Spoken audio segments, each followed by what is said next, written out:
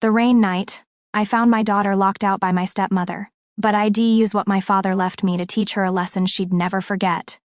The vibration of my phone cuts through the chaos of the ER like a scalpel. 3 trauma cases in the last hour, and now the device buzzes against my hip with an urgency that makes my stomach clench. No one calls during my shift unless something is wrong. I duck into the supply closet, tearing off my blood-spattered gloves. The caller ID shows Lily's name, and my heart pounds against my ribs. "Honey, what's wrong?" Her voice comes through, choked with sobs. "Mom, my key doesn't work anymore." "What do you mean it doesn't work?" I press the phone closer to my ear, straining to hear her over the hospital announcements. I put it in and it won't turn. Lily's words tumble out between ragged breaths. I'm outside and it's raining really hard, and Oscar won't stop crying in his carrier. I close my eyes, trying to picture the scene. My 12-year-old daughter standing on our porch, her backpack soaked, clutching the cat carrier, while rain pours down around her. Where's Grandma? Or Tessa? Nobody's answering the door. I can see lights on inside, but nobody comes when I knock. Cold dread washes through me. "I'll be right there, honey. Go to the side porch where there's more cover. I'm leaving now." I burst out of the supply closet, nearly colliding with Dr. Martinez. The ER is a battlefield of stretchers and monitors, the constant beeping of vital signs filling the air. "Gianna, we need you in Bay 3.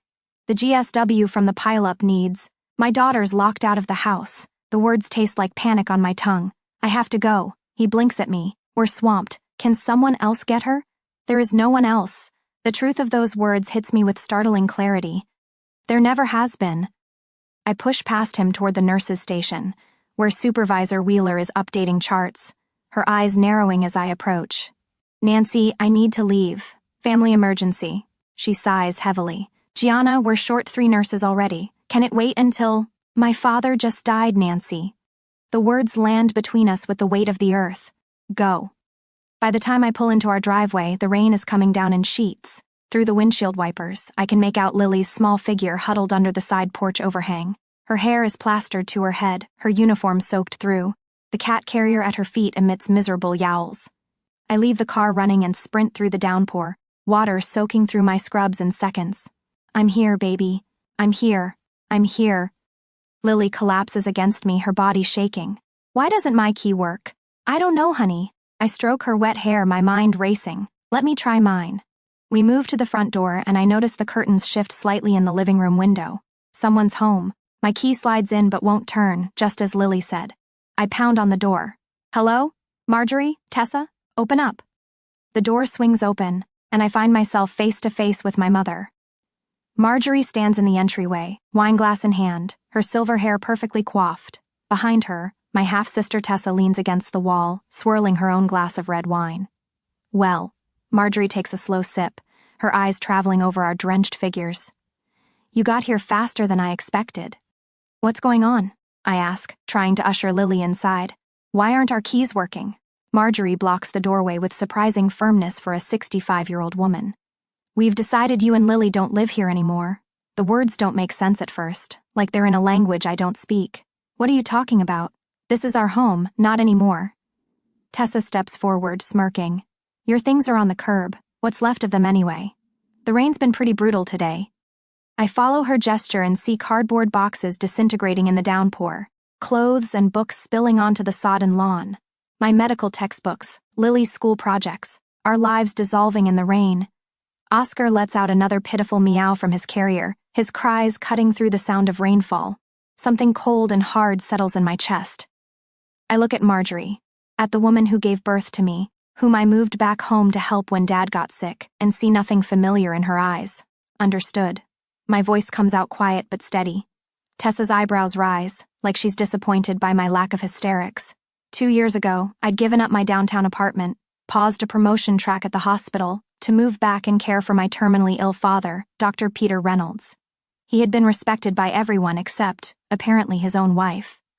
I'd fallen into the familiar pattern, stepping in when others stepped back, working 14-hour hospital shifts, then coming home to manage medications, appointments, and the household while Marjorie played bridge, and Tessa visited only when it suited her. "You've always been the strong one, Gianna." I'd made an unspoken promise to hold our family together after his death. I just hadn't expected to be fighting for survival quite so literally. Come on, Lily, I say softly, turning away from the door. Let's get our things. We walk back into the rain, toward the soggy boxes on the curb. Lily's shoulders are shaking, but she doesn't cry. She's her mother's daughter. I pop the trunk of my Honda CR-5 and start gathering what I can salvage. Books with warped pages. Photo albums where colors bleed together like watercolors. Lily's science fair ribbon, the ink running down the fabric. Marjorie steps onto the porch, watching us. Your father spoiled you, she calls out. This was always my house. I notice the neighbors' faces in windows across the street, watching the spectacle. Mrs. Donovan with her hand over her mouth, the Fishers whispering to each other behind their curtains. I walk back to the door one last time, rain streaming down my face. We'll be at the residence, in on 5th, I say calmly. Forward our mail. Lily tugs at my soaked scrub top. But Grandpa's books are still inside, she whispers, her voice breaking for the first time. I squeeze her hand and look directly into Marjorie's eyes. Trust me, honey, this isn't over. Something flickers across my mother's face. Surprise, perhaps, at not finding the doormat she's used to walking over. Behind her, Tessa refills her wine glass, but her hand isn't quite steady. As we drive away, I catch a glimpse of Marjorie in the rearview mirror, still standing on the porch. For a moment, I see what's always been there. Not maternal love, but resentment. Resentment of the bond I shared with my father, a bond she never had. The rain drums on the roof of the car. Beside me, Lily cradles Oscar's carrier. Ahead of us, uncertainty. But for the first time in 2 years, I feel something unexpected unfurling in my chest. It feels strangely like freedom. The residence inn room looks like a hurricane aftermath the next day. Soggy cardboard boxes form islands across the beige carpet. Lily's school uniform drapes over the shower rod, still dripping. Oscar huddles beneath the desk, his orange fur matted and damp, refusing to come out. I've laid out every salvaged possession like artifacts at an archaeological dig, cataloging what survived the rain and what didn't. My nursing textbooks with warped pages, Lily's science project notes bleeding into illegibility, a family photo where my father's face has blurred into a watercolor ghost. Michael Porter's office. A crisp voice answers on the 4th ring. This is Gianna Reynolds, I say, pressing the phone against my ear. I need to speak with Michael immediately. It's about my father's estate. I'm sorry, Miss Reynolds, but Mr. Porter is in court today, and tell him it's Peter Reynolds' daughter, and that Marjorie has locked us out of the house. Silence hangs on the line before the receptionist says, Hold, please. Michael's voice comes through moments later, breathless. Gianna, what's happening? I explain the situation in the clinical, detached way I report patient conditions. Locked doors, changed locks, possessions in the rain, facts without emotion. That's impossible, Michael interrupts. Gianna, your father transferred the house to you and Lily's trust 6 months ago. Marjorie has no legal right to be there, let alone lock you out. The room seems to tilt sideways.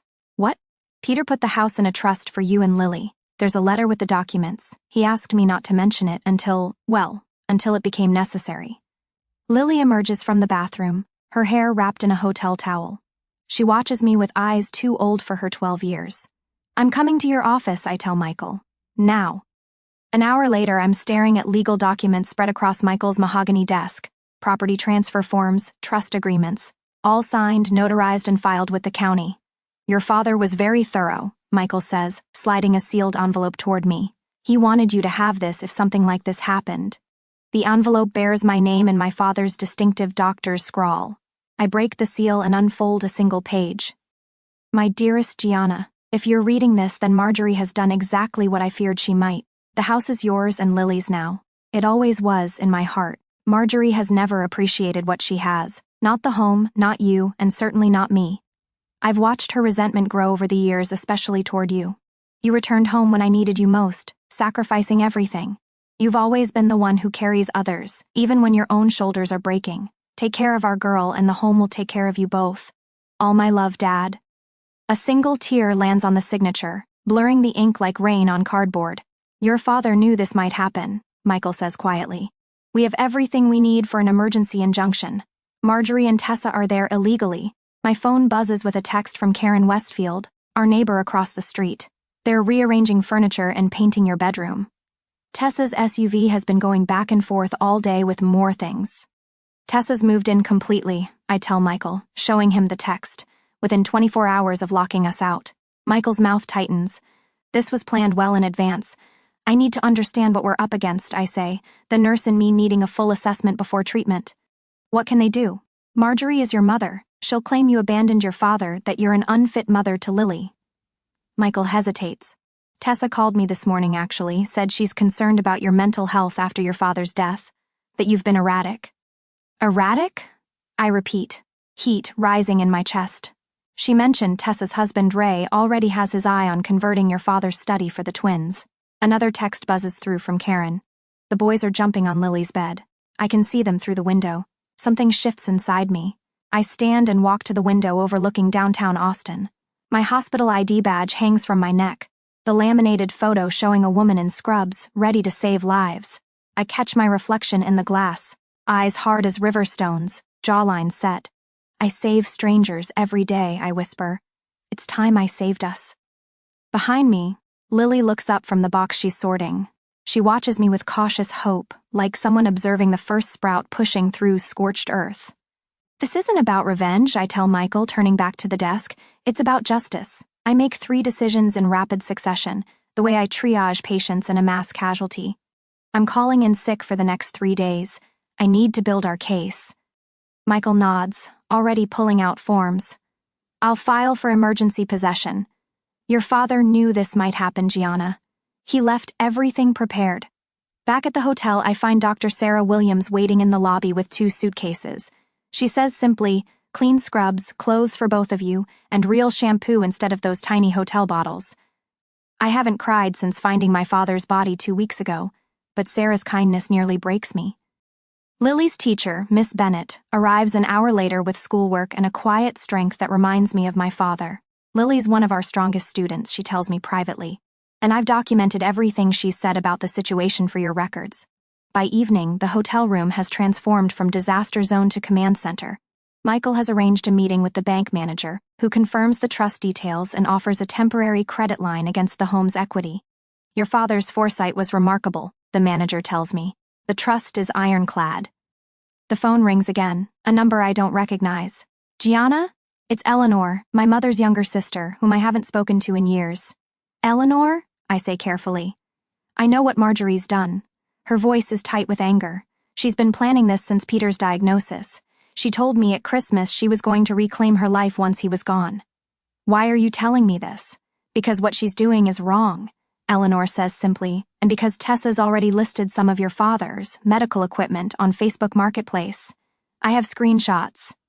By midnight, the emergency court filing is submitted. My savings account is nearly depleted from the legal retainer, but for the first time in days, I feel something close to hope. Lily sits on the edge of the hotel bed, stroking Oscar, who has finally emerged from under the desk. I miss Mittens, she says quietly. Her second cat still trapped in the house. We'll get her back, I promise. And Grandpa's books? Everything, Lily, I promise. She studies my face with that penetrating gaze she inherited from my father. Mom, yes? The hardest person to stand up to is your mother. She repeats the line from a book we read together last summer, but the words carry the weight of ancient wisdom now. I sit beside her, drawing her close. Yes, but not as hard as letting her hurt you. My phone lights up with a text from Michael. The law is unquestionably on your side. Outside, rain taps against the window, gentler than before. Not washing things away this time, but cleaning them, making them new. Marjorie's Facebook post appeared on my phone at 3:17 a.m. a week later. I'd been awake anyway, staring at the hotel ceiling, listening to Lily's gentle breathing from the next bed. Please pray for our family during this difficult time, my mother had written. After Peter's passing, Gianna has chosen to abandon the family home where she was raised. Some grief manifests as rebellion, even in adults. Your support means everything. 27 sympathetic comments already. Hearts and prayer hands from church members who'd known me since childhood. I set the phone down without replying. Documentation, not reaction. That's what Michael had emphasized yesterday. Mom? Lily's voice came from the darkness. You okay? Just checking messages, honey. Go back to sleep, I can't. Mrs. Peterson sent me a weird text. Tessa told her mom I might not be at school because of your mental health issues. The words hit like ice water.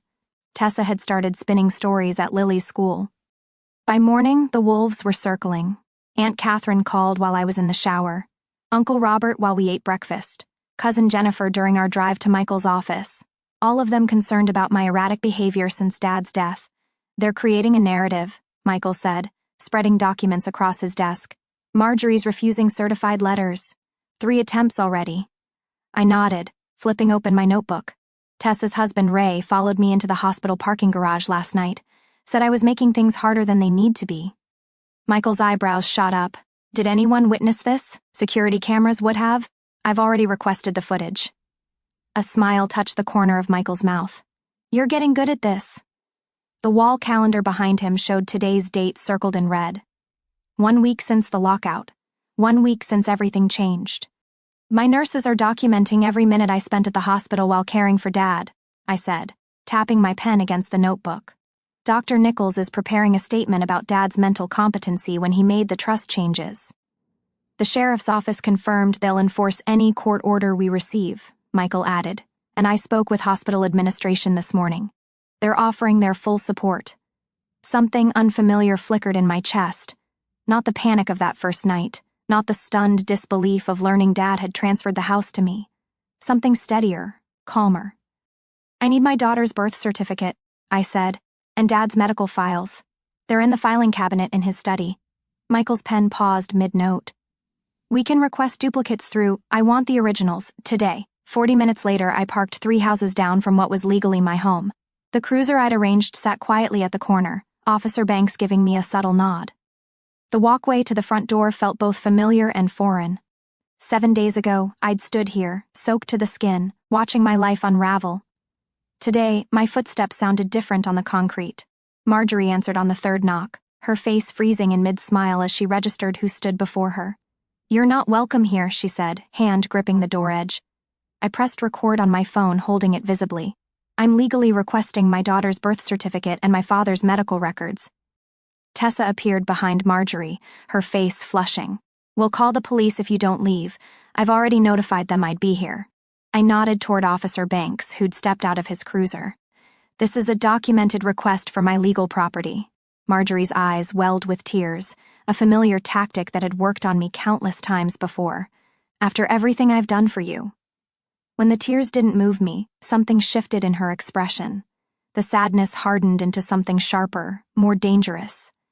You think you can take what's mine? Her voice cut like glass. Your father never appreciated me either. Mrs. Daniels watered her flower beds across the street, pretending not to listen.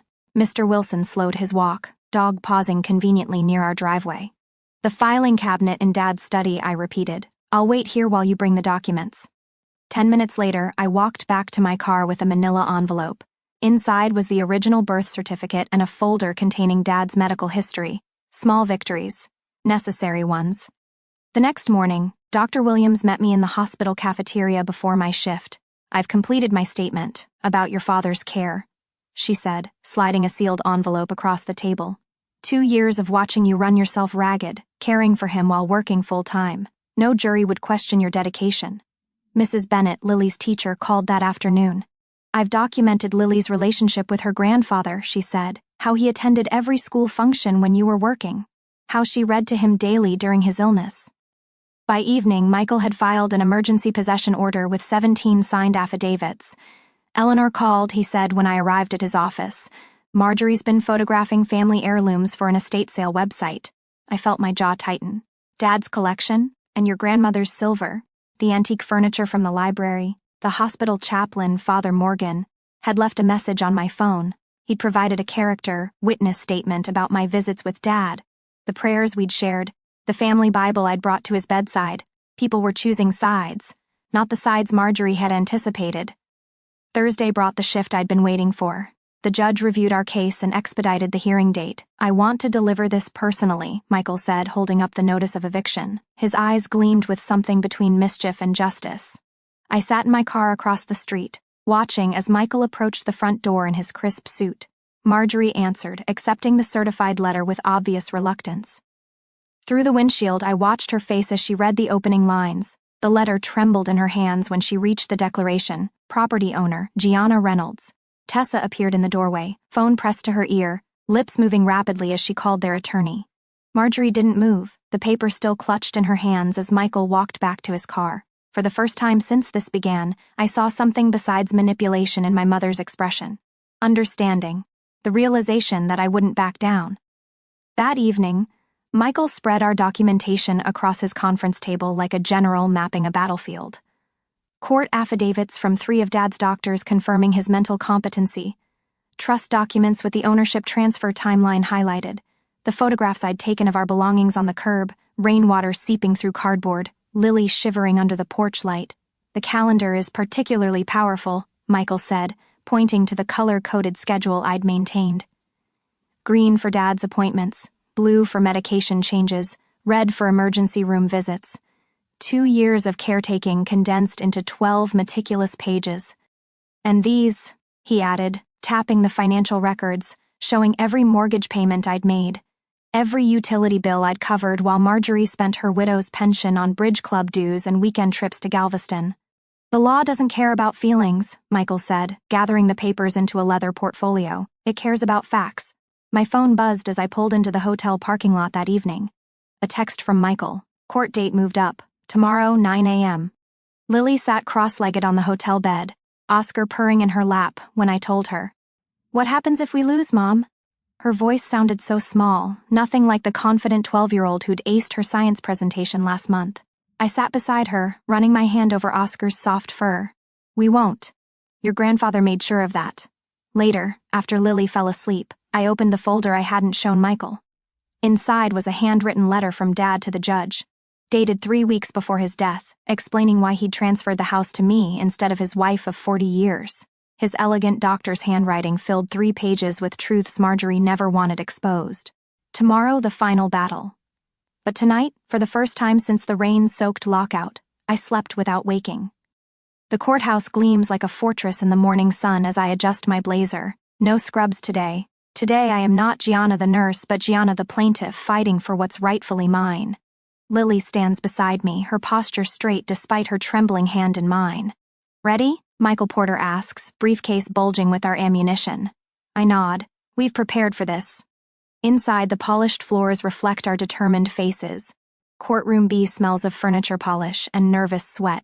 I scan the room and freeze. Marjorie and Tessa already seated, heads bent in conspiratorial whispers. My mother looks up, her practiced smile faltering when she sees the calm in my eyes. No hysteria. No begging. Just quiet certainty. Michael begins arranging documents on our table. The judge assigned to our case is thorough. She'll appreciate our attention to detail. Will they make me talk? Lily whispers, her eyes fixed on Tessa's twin boys slouching in the back row. Only if you want to, I tell her, though Michael had prepared her just in case. Judge Harriet Caldwell enters, her silver hair pulled back severely, eyes missing nothing. Reynolds family trust dispute, temporary possession hearing, she announces, settling into her chair. Michael rises first, presenting a leather portfolio. Your Honor, we've prepared a complete timeline documenting Dr. Peter Reynolds' decisions regarding his property. He unfolds charts, dates, signatures, witness statements, irrefutable evidence of my father's intentions. We have affidavits from 3 separate physicians confirming Dr. Reynolds was of sound mind when he transferred property ownership. Michael continues, placing documents before the judge, his oncologist, neurologist, and primary care physician of over 2 decades. Michael pulls out financial records next, bank statements demonstrating Mrs. Marjorie Reynolds' minimal financial contributions to household expenses, while Ms. Gianna Reynolds covered property taxes and maintenance costs alongside her father. I notice Marjorie's attorney shifting uncomfortably. Tessa's face darkens with every new document Michael presents. Additionally, Michael says, tapping his tablet, we have video deposition from attorney James Wilson, who prepared the original trust documents. The courtroom screen flickers to life. My father's attorney appears, gray and dignified. Dr. Reynolds was explicit in his wishes. The property was to transfer to his daughter Gianna and granddaughter Lily's trust upon his death. He had concerns that Mrs. Reynolds might attempt to circumvent his intentions. Marjorie's gasp is audible across the room. Our final witness approaches, Michael says. Miss Patricia Hendricks, Lily's school counselor, a woman with unshakable professionalism. Lily has exhibited significant distress since being forcibly removed from her home, she testifies. Nightmares, anxiety, decreased academic performance. The stability of her home environment was critical following her grandfather's death. I squeeze Lily's hand under the table. She's staring straight ahead, chin raised just like my father's used to be when facing a difficult diagnosis. The judge nods. Let's hear from the respondents. Marjorie's attorney rises. Gordon Shaw, expensive suit, artificial smile. Your Honor, this entire situation stems from a tragic misunderstanding. Mrs. Reynolds had every intention of allowing her daughter and granddaughter to remain in the house temporarily.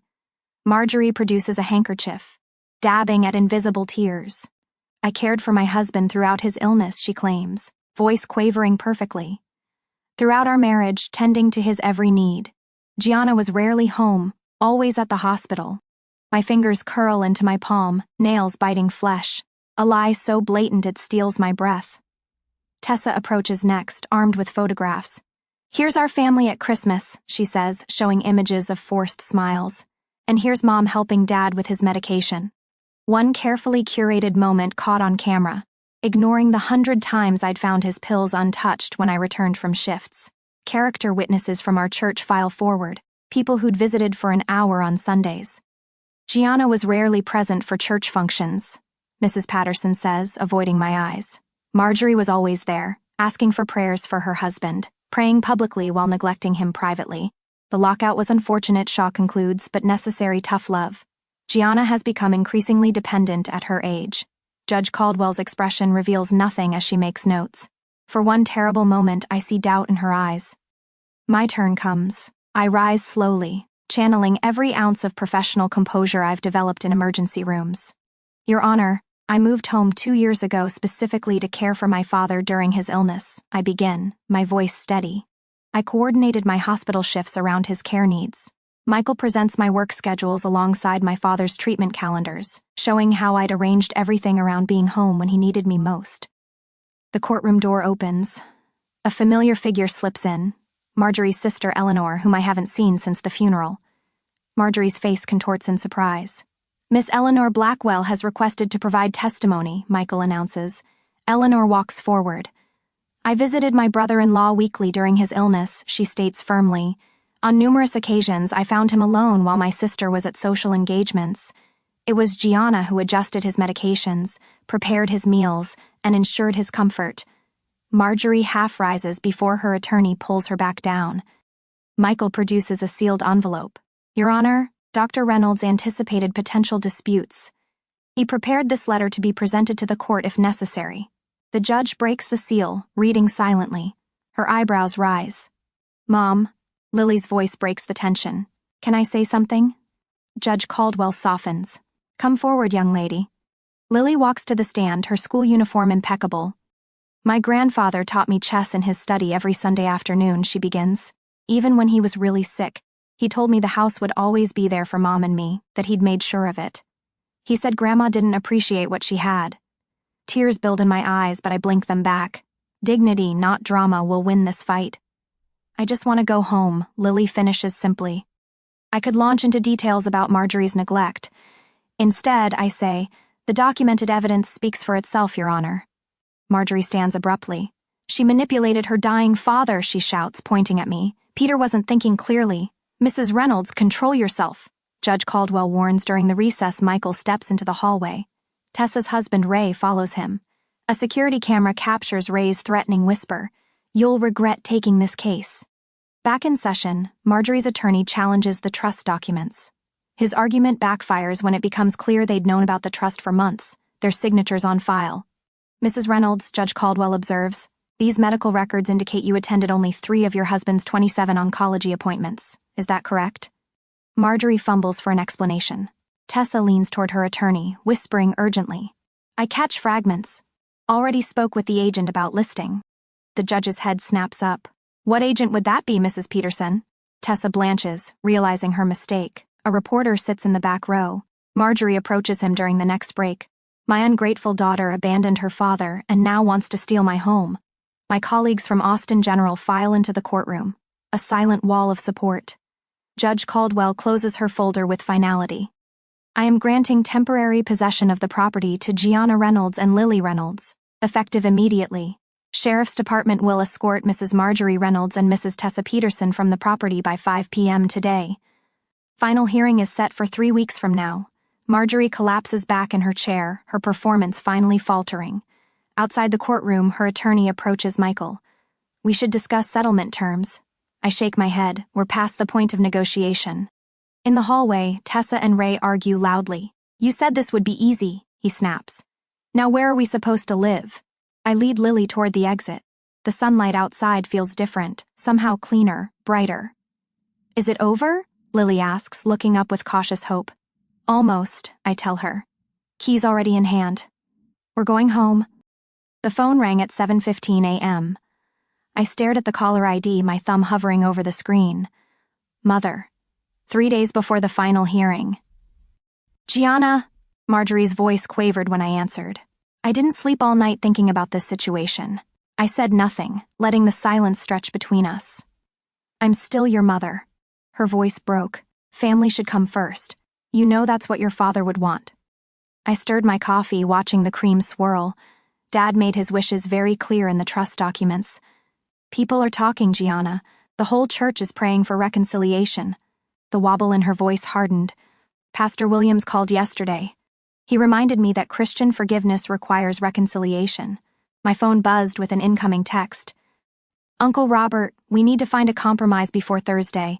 This is tearing the family apart. Tessa's boys are devastated, Marjorie continued. They've already moved their things into the upstairs bedrooms. Now they have to pack again. Those rooms never belonged to them, I said quietly. We could share the house, Marjorie pressed. You and Lily take the main bedroom and study. We'll take the guest room and den. Common areas can be... No, the word fell between us like a stone. You're being cruel, Gianna. Her voice sharpened. What happened to the daughter who nursed her father for 2 years, who put everyone else first? She got locked out in the rain with her daughter. I ended the call as another text arrived. I set my phone face down on the counter, my hands trembling slightly. Mom? Lily stood in the doorway, Oscar winding around her legs. Was that Grandma again? Yes, honey. I forced a smile. Nothing important. Michael called an hour later. Marjorie's attorney filed a motion this morning. They're requesting a mental health evaluation, claiming your grief has impaired your judgment. My stomach clenched. Can they do that? It's a delay tactic, Michael said. But the hospital called me too. Someone filed an anonymous complaint questioning your professional stability. The words struck like physical blows. 2 years of night shifts while managing Dad's care. Never missing a medication schedule. Documenting every treatment. The school principal left a message. Apparently, Tessa's been telling parents that Lily's not doing well in our temporary situation. I glanced toward Lily's room, where she was quietly reading. Michael, am I being too harsh? Should I consider some kind of... No, Michael cut in. Remember what your father wrote in his letter to the judge. Marjorie has never appreciated boundaries, which is why I've drawn this one so clearly. Stay the course, Gianna. Wednesday morning, the day before the final hearing, my phone rang as I was preparing Lily's lunch. Miss Reynolds, this is Janet from the clerk's office. We can't locate your documentation folder for tomorrow's hearing. Cold dread washed through me. What? All our evidence was submitted last week. It's not showing in the system. We need these documents by noon, or the judge may grant another continuance. I called Michael immediately. His assistant answered. He's in court until 11. What's happening? I explained the situation as I raced to the hotel desk for the backup flash drive. I saved copies of everything, but we'll need to reprint all the affidavits and get them notarized again. I'll meet you at the office in 20 minutes, she promised. I turned to find Lily watching me, backpack in hand. You're going to be late for school. Grandpa's tablet, she said suddenly. The blue one. He backed up all his important papers to the cloud. The password is your birthday. 3 hours of frantic work. Michael requested a delay when he finished his other case. The judge granted us exactly 90 minutes. We made it by 11 minutes, Michael said, collapsing into a chair as the clerk stamped our reconstituted evidence folder. Someone deliberately misplaced our files. Just one more day, I whispered. Thursday morning dawned clear and cool. I stood by the mailbox at 9:27 a.m., watching the sheriff's department vehicles pull into the driveway. 2 deputies in crisp uniforms approached the front door, while another positioned himself near the garage. Michael stood beside me, legal briefcase in hand. Are you ready for this? I nodded, unable to speak. In the car, Lily sat clutching a framed photo of my father, her face solemn. The lead deputy knocked firmly. "Sheriff's Department, open the door, please." Tessa answered, her face flushed. "What's the meaning of this?" The deputy held up an official document. "I have a writ of possession to execute. Are you Marjorie Reynolds?" "I'll get my mother, Tessa," Tessa said, her voice tight. Marjorie appeared moments later, hair perfectly styled despite the early hour. "I need to see that order. I'm not letting strangers into my home." "Ma'am, I'm required by law to read this aloud. Then you'll have 20 minutes to collect essential personal belongings under supervision." As the deputy read the court order, Marjorie's eyes found mine across the lawn. The hatred in them was palpable. "You have 20 minutes, the deputy concluded. "We will accompany you to ensure only personal belongings are removed." I remained by the mailbox as deputies entered with Marjorie and Tessa. Michael activated the recording feature on his phone, documenting the entire process. Inside, I heard Marjorie's voice rising in protest. "Those are family heirlooms. They belong to my husband's mother." "Ma'am, we have an inventory list provided by the court. Those items are specifically listed as property of the trust." I closed my eyes, remembering the meticulous room-by-room inventory I'd created before moving back. Every photograph, every book, every piece of silver documented with my father's signature. A deputy emerged, carrying a cat carrier. "Found this little guy hiding under a bed. Seems a bit malnourished." Mitten's plaintive meow made my throat tighten. I took the carrier to Lily, who opened the door immediately, tears streaming down her face. "He's so skinny, Mom," she whispered, fingers gently stroking his fur through the grate. The minutes ticked by. Deputies carried out boxes of clothing and personal items, checking each against the inventory. I heard Marjorie's voice rising again, then Tessa's husband raised deeper tones, joining the argument. "Sir, step back now," came a deputy's firm command. "Threatening language will not be tolerated." 17 minutes after entering, Marjorie emerged on the porch, clutching her purse. Tessa followed with a small suitcase. "You'll regret this," Marjorie said, her voice carrying across the lawn. "When you need family most, remember this moment." I met her gaze steadily. "You already taught me how regret feels, standing in the rain with my daughter." The lead deputy approached with a clipboard. "Miss Reynolds, we've completed the formal transfer of possession. There are several items missing from the inventory. We've documented everything for your attorney." He handed me a ring of keys, house keys, garage keys, the physical symbols of what had always been rightfully mine. "Your father's medical equipment was improperly stored in the basement," the deputy added quietly. "Some damage appears deliberate. We've photographed everything." Marjorie walked stiffly to her car without looking back. Tessa paused at the bottom of the driveway, something like recognition flickering across her face before she turned away. Ray glared at me from their SUV until a deputy pointedly approached his window. Two vehicles pulled away in opposite directions. Neighbors who had gathered on porches and behind curtains slowly dispersed, witnesses to justice rather than drama. My phone buzzed with incoming messages. "Uncle Robert, we had no idea things were this bad.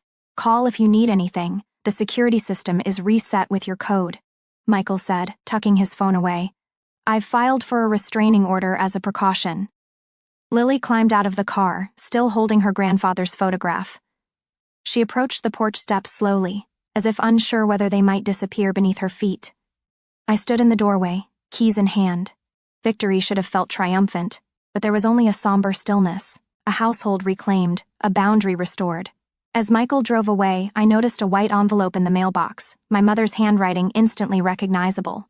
I slipped it into my pocket, unopened. Some letters could wait for another day. The rain falls differently now, 6 months later. I stand at the kitchen window, watching droplets track down the glass, remembering that night when Lily and I stood drenched on the porch, locked out of our own lives. Dad's study remains untouched, a shrine of sorts. His medical journals line the shelves, his reading glasses rest on the desk. The only change is the small wooden plaque Lily made, Dr. Peter Reynolds Memorial Reading Room. Sometimes I sit in his chair, breathe in what's left of him, and read his journals. Not because I must, but because I want to. Lily's garden flourishes in the backyard, despite the autumn chill. The Peace Project, she calls it. Rows of hardy mums and late-season vegetables, each plant tagged with careful handwriting. She tends it daily with a dedication that reminds me of her grandfather. The promotion letter from Austin Memorial sits framed on my desk. Nursing supervisor, emergency services. Dr. Williams insisted I accept it. "Your father would be proud," she'd said, squeezing my hand, "and you've earned it." I'd cried then, the first tears I'd allowed myself since the eviction. The new security system hums quietly in the background. 6 cameras, motion sensors, reinforced locks, not from fear, but from a promise to never again be vulnerable. "Mom?" Lily's voice floats from the front porch. "Come watch the rain with me." I pour 2 mugs of chamomile tea and join her. We sit in matching rocking chairs, just as we did on countless evenings with Dad before his illness took him. The rain falls steadily, turning our yard into a glistening canvas. "It's raining just like that day," Lily says softly, fingers wrapped around her mug. She's grown taller these past months, her face losing some of its childish roundness. The trauma aged her, but the healing has given her a quiet strength. "Yes," I say, watching water sheet off the new porch roof. Same weather, different feeling. Lily rocks gently, her eyes tracking the rainfall. "This is our home now," she says. Not a question, but a statement of hard-won truth. I reach across the space between us, squeezing her hand. It always was. The rain that once symbolized our rejection now sounds like a lullaby, nature's percussion accompanying our evening ritual. Later, I sit at my desk, journal open before me, therapy homework, technically. But it's become more than that. Tonight's prompt stares up at me. How has your definition of strength changed? My pen hovers, then begins to move.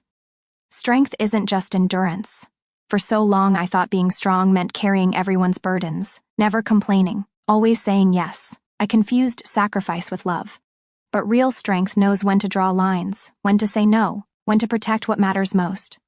The hospital committee invitation sits unanswered beside my journal. 6 months ago I would have accepted immediately, stretching myself thinner in the name of dedication. Now I see the request differently. Time with Lily is not negotiable. Some boundaries aren't betrayal, they're preservation. I glance at the framed quote on my wall. Dad's handwriting, familiar as my own. "Strength isn't carrying everything, it's knowing what to put down." Oscar, now healthy and plump, jumps onto the desk and settles on my journal. His purr vibrates against my hand. Another small victory. The cat who once cowered during those hotel weeks now sprawls with confident abandon. Last night, Lily slept through until morning. No nightmares, no anxious midnight calls. The first time since the lockout. I'd stood in her doorway at dawn, watching her peaceful breathing, and felt something tight inside me finally release. Dad's medical equipment, the hospital bed, the oxygen concentrator, has found new purpose. The donation to Austin Community Clinic came with a single condition, a plaque honoring Dr. Peter Reynolds. Service transformed into legacy. Friday movie nights have become sacred ritual. Just Lily and me on the sofa, bowls of popcorn balanced on our laps, Oscar wedged between us. The family we've chosen, small but mighty. At the hospital, Jessica, a young nurse with haunted eyes, sought me out last week. "My mother keeps taking my paycheck," she'd whispered. "Says I owe her for raising me." I'd recognize the shame in her voice, the confusion of obligation twisted into exploitation. "Let me share something I learned the hard way," I'd told her, pulling out the caregiver rights guide I'd created. 20 pages of resources, legal protections, and boundary scripts. The project that grew from our pain, now helping others navigate their own. Lily's school presentation, What Makes a Home, won first place last month. Her teacher called it surprisingly mature. On the final slide, Lily had written, "A home isn't just walls and a roof. It's a place where you're safe to be yourself." The spare bedroom that once collected dust now hosts Sarah, a traveling nurse whose apartment flooded last week. The same colleague who brought us clothes during those first desperate hotel nights, circles completing themselves. My phone chimes with a notification. A Facebook post from Tessa showing her and Marjorie arguing over furniture at an estate sale. The comments section brims with their public drama. I quietly block both accounts. Eleanor's message arrived yesterday, tentative, hopeful. "Maybe it's time for healing," she'd written. "Family should find its way back together." My response took hours to craft. "Eleanor, I value your place in our lives, but reconciliation requires acknowledgement and change. Neither has happened.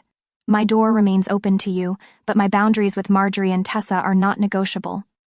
The unopened letter from Marjorie sat in my desk drawer for months.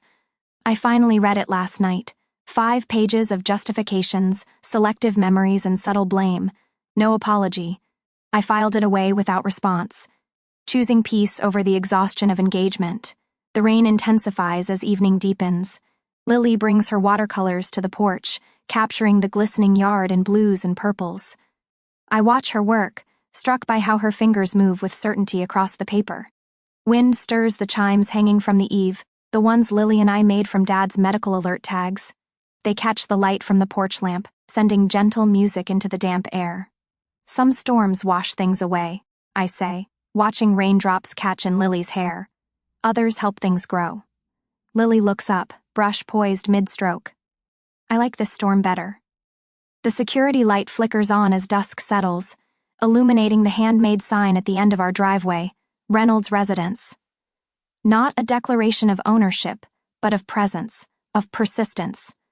Have you ever had to choose between family peace and your well-being?